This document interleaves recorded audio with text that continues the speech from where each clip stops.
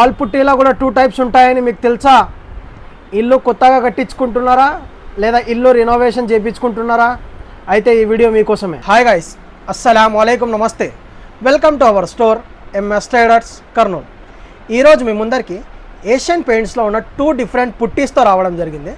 First one వచ్చేసి water proof పుట్టి, second one వచ్చేసి నార్మల్ పుట్టి. దీని యొక్క కవరేజ్ ఏరియా కూడా డిఫరెన్స్గానే ఉంటుంది, దీని యొక్క ప్రైజింగ్ రేంజ్ కూడా డిఫరెంట్గానే ఉంటుంది. నార్మల్ పుట్టీతో కంపేర్ చేసుకుంటే వాటర్ ప్రూఫ్ పుట్టి వచ్చేసి కవరేజ్ ఏరియా కూడా ఎక్కువనే ఉంటుంది. నార్మల్ పుట్టి వచ్చేసి మనకి 650 నుంచి 750 రేంజ్లో వచ్చేస్తుంది. అదే వాటర్ ప్రూఫ్ పుట్టి తీసుకుంటే 850 నుంచి 1050 రేంజ్లో వస్తుంది. ఇవి రెండు ఎట్లా డిఫరెన్షియేట్ చేయాలంటే ఒక చిన్న ఎక్స్పెరిమెంట్తో మీ ముందరికి వస్తాను, ఆ వీడియో చూస్తాం ఇప్పుడు. ఫస్ట్ ఇది నార్మల్ పుట్టి. ఇది చూడండి, నీళ్ళలో వేయగానే డిజాల్వ్ అయిపోతుంది.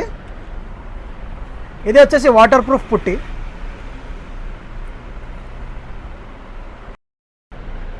ఈ పుట్టి వచ్చేసి నీళ్ళలో కరిగిపోయింది మొత్తము.